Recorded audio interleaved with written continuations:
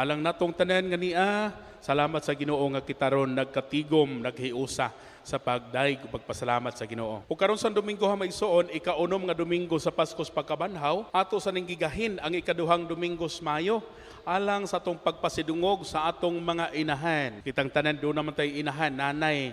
Puna nga alang ninyong mga nanay, alang sa sakong mama, tuwa sa Balamban, alang sa tanang mga nanay sa tibuok kalibutan. Happy Mother's Day o sa kamasipang pakpak alang ninyo. Salamat taon nga mapinanggaon kay mo sinong mga anak, no?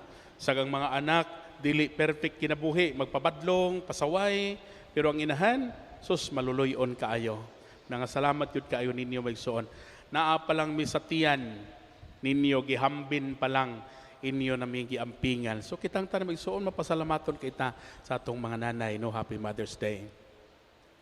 Sa kinabuhi nato may suon, doon na tayo mga pagsakripisyo, doon na tayo mga himoon nga mga gimbuhaton, nga begsag mabugatan na ta, apan ato gihapong buhaton. Bisan og nagsakripisyo na ta pag-ayo, apan ato gihapong himoon, tungod kay doon na tayo gipahinungdan sa maong mga pagsakripisyo. Kitang tanan, no? Pananglitan din sa atua, doon na tayo igsuon nga muanhi dinhi, maluoy kay kustanan nga magkarga og hapag na ay mga utanon, dalhon diri, maabot nga ris kumbinto, mang maligyag utanon, katingali, gikan po ninyo dito sa inyong mga panimalay.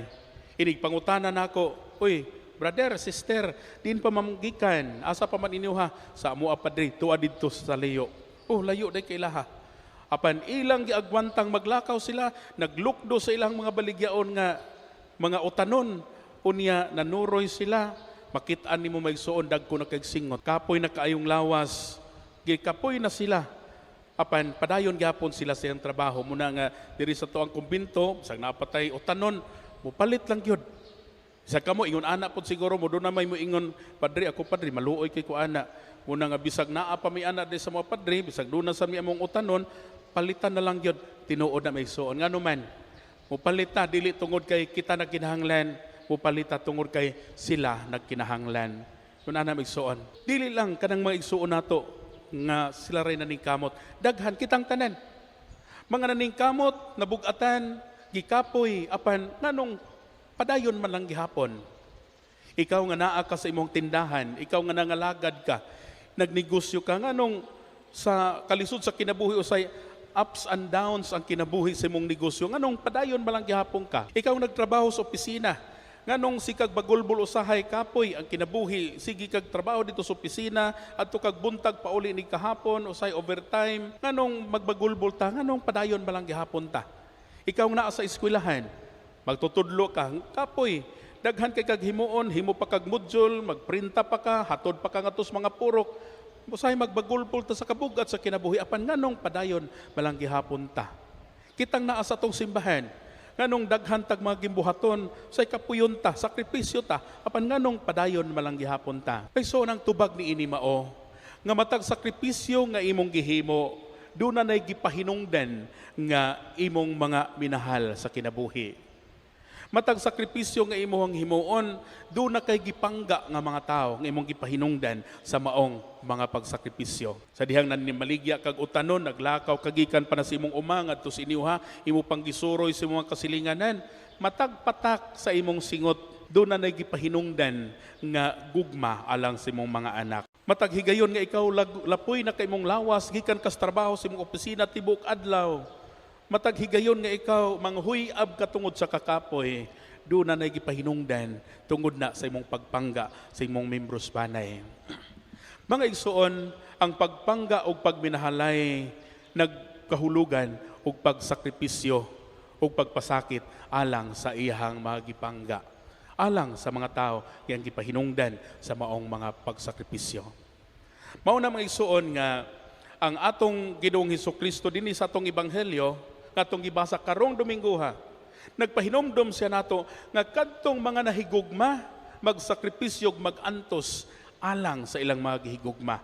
Tinuod na kay ang atong Ginoong nahigugma nato, dili niya igsapayan unsa kabug-at sa krus siyang gipas-an padung sa bukid, unsa kadaghan sa mga latos latigo nga naigo diya siyang lawas. Dili sapayan niya ang kasakit sa mga lansang siyang kamot og tiil, sa dihang sa gilansang sa krus, basta kita iya lang mapangga ug mahatagan og kaluwasan. Muna nga din si Ebanghelyo, sa gingon sa tong Ginoong Jesucristo, ingon siya, ang pinakadakong gugma ngay kahatag sa usa ka tawo alang sa iyang mga higala, mao ang pag-antos ug pagpakamatay alang kanila. Pag-antos. Mao din na igsuon nga samtang ikaw naa ka sa imong pamilya, nagsakripisyo kapag ayo, ang imo day mga pagsakripisyo bisag nabugatan na ka, nagbagulbol na ka sa kabug-at sa kinabuhi, imo day nang gipahinungod para sa imong pamilya, imong anak, sa imong kapikas, sa imong mga ginikanan. Doon na kay mga taong gipahinungdan sa maong mga pagsakripisyo. Kay dili ka makahigugma kung dili ka magsakripisyo, may suon. Hinumduman na nato. Way tao nga makahatag siya og hustong gugma og tinud-anay gugma kung siya dili na siya magmalasakit alang sa iyang gihigugma. Ang gipahinumdom sa atong Ginoo sa atong ebanghelyo, yung atong Ginoo, paghigugma ay kamo sama nga ako nahigugma ninyo. Unsa iyang gipasabot? Ang gugma nga atong ipaambit sa atong mga membros banay, gugma nga maantigo nga magantos, maantigo nga mupasan sa mga krus ug palasunon tungod kay duna tay gipahinungdan nining maong mga pag-antos. Nahinumdom ko diha man ni sa article no Google, duna ditoy sugilanon nga mubo. Dunay bata nga ning eskwela siya sa elementarya, gamay pambata, nga grade 5 ba, grade 4, iyon ana. Ang maong bata may igsuon, ingon siya sa iyang nanay, kay wa naman siya tatay, ingon ang bata, nay, ayaw gyud pag-adto sa eskwelahan ha.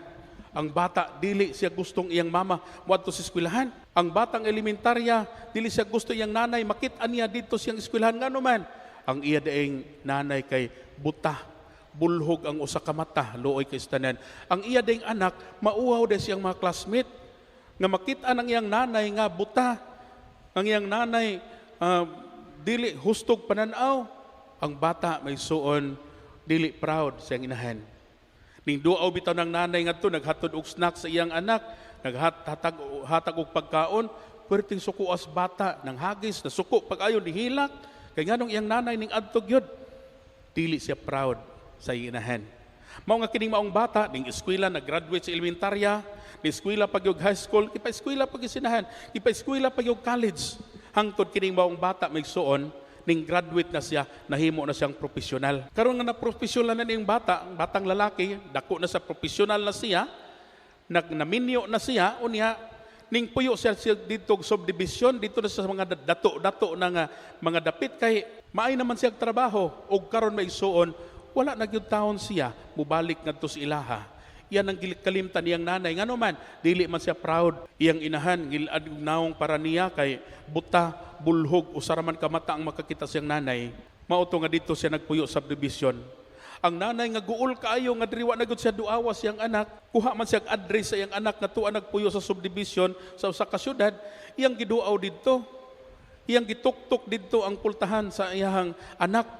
Pag-abli kay ang mga bata, ang iya ding apo mo'y nakaabli. Pag-ablis mga bata, nakuyawan niya.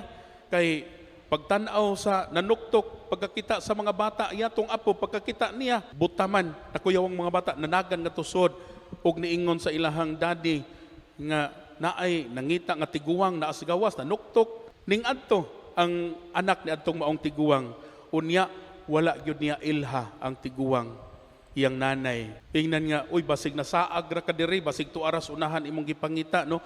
Ayaw pagso diri, no? Kay wa di ay niya sulti ang iyang apo, ang iyang anak ni atong maong laki og ang iyang asawa nga ang iya daing nanay buta, no? Di niya ipalaila, dili man siya proud. Mao nga ang nanay taong nasakitan ning duko na lag nihilak og nipauli sa ilaha.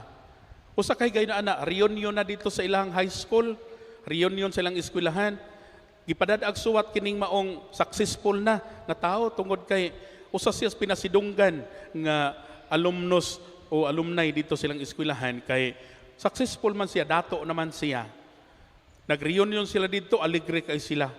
Pagkahuman silang reunion, ning pauli ingon siya, mo pauli na lang kung ato sa mua. Wara ba to nako natagad si nanay pag adto sa mua da, ako lang tong paulion nato. Ning uli sa dito, pag-abot niya dito silang balay nga gubao na may son ang payag nga gipuy-an siyang nanay, iyang nakitaan dito nga ang iyang nanay naghigda na sa sahog, wala na'y kinabuhi, bag-ulan daing namatay. Luoy kistanen. Unya, sa dihang namatay ang iyang nanay dito, ning hilak siya pag-ayo may igsuon, nakit-an niyang usa ka suwat dito sa kiliran sa iyang nanay, o nag-ingon, dong, nahibaw ko nga, muanhi kasi mong reunion, gusto ta kong makikita nimo, apan kapoy na kay kong lawas, masakiton na kaayo ko, tingali, basig di na ka makaabot na kong buhi. Muna'y suwat sa inahan. O naingon siya, sorry lang kaayo nga sa una, dili gyud ka proud nako tungod kay akong imong inahan, buta man taon ko. Wala man ko'y usa ka mata. Apan hibaw kadong nga kining akong hitabo sa akong usa ka mata nga nabuta, niadtong gamay pa ka, ningon ang suwat. Nabuta ang imuhang usa ka mata kay imong natuslukan sa imong pagduwa-duwa. Unya sa dihang nabuta imong mata di na gyud matabang. Ning adto ka sa doktor og akong gihatag nimo ang akong mata kay dili ko makaako magtan-aw nimo nga magtubo kang buta. Musugot na lang ko nga ako'y buta o nga akong mata akong gihatag nimo muna nga dili ka buta. Samtang ako nga imong inahan usaray akong mata ug ako karon bulhog og buta ang usa ka mata. Pansige lang dong gipasaylo na tika sa imong mga sala. Gipangga ko ikaw pag-ayo, ayaw kabalaka. Kay ako magpadayon gihapon sa pagpangga nimo hangtod sa akong kamatayon. Imong inahan nga nagpangga nimo. Ning hilak sa pag-ayo mo iso nagmahay tungod kay nahibaw siya nga ang iya ding inahan nga buta. Mao ding nabuta ang iyang inahan kay ang mata siyang inahan gihatag di ay ngadto niya siya di ay maoy untay buta kun wala pa siya hatagi og mata sa iyang inahan. Igsuon nakapamalandong sad ko pastilan. Kung tinuod ning maong sugilanon pagkaluoy sa kinabuhi ni adtong maong bata. Nganuman tungod kay mapahitas-on ra kay siya, dili siya makadawat nga ang iyang inahan nagkinahanglan pod sa iyang kaluoy. Gikalimtan na gani niya sulod sa taas nga panahon human siya nakatapos sa iyang pag-eskwela. Apan mga igsuon kung tan-aw nato, ingon ani bayana ang gahum o gugma sa Dios alang nato nga iyang katawhan. Ang Ginoo do na say gugmang dili gyud mo biya, bisag ato pa siyang biyaan. Ingon ana na may suon, ang tinud-anay nahigugma dili mo biya bisag biyaan pa siya. Ang tinud-anay nahigugma dili gyud mangluod bisan og ang mga tao musalikway na niya. May suon mauni ang ato ang gisaulog karon. Ang pinakadakong gugma nga makita nato distong kinabuhi, mausad ang gugma sa tong inahan nga maoy nagmatuto nato. Tanawa ra gud atong mga nanay, ang imuhang nanay, ako ang nanay, no, akong mama. Guwang-guwang na akong mama, hinay na kasang mulakaw, ay sakit na taon niyang mga tuhod. Pero pauli gani ko sa mua, ako gitaw ng alalayan akong mama, agbayan gyud na nako.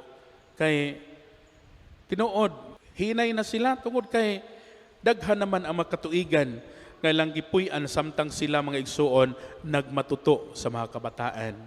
Gastado na ang ilang kusog. Wala na sila daghang energy nga naman. Ilan ang gigamit ni adtong gagmay pang mga kabataan. Kadtong gagmay patanga. Dili pata kasabot nga gikapoy na dias nanay. Kagihilantan si nanay kita gagmay pa kitang bata. Magpakugos gihapon ta. Wata kasabot nga nanluyan na sila uparay gihapon ta. Nanay. Igun anak ng mga nanay nato may soom. Nung nga karon may soom, ikaduhang Domingos Mayo, ato silang gipasidunggan. Uban sa ato ang paghandom sa atong Ginoo nga kanunay maluluyon alang nato. Dili ta malimot may suon nga duna tay Ginoong nagpahinumdom nato ang mga taong nagsakripisyo. Lakip na ang Dios nga nagsakripisyo siyang kinabuhi alang nato. Atong pasalamatan. Ang Ginoo nga nagpasan sa krus ug nagpakamatay alang nato, atong pasalamatan. Ang mga taong nagsakripisyo, si mama ug atong mga papang nagsakripisyo alang nato, atong pasalamatan.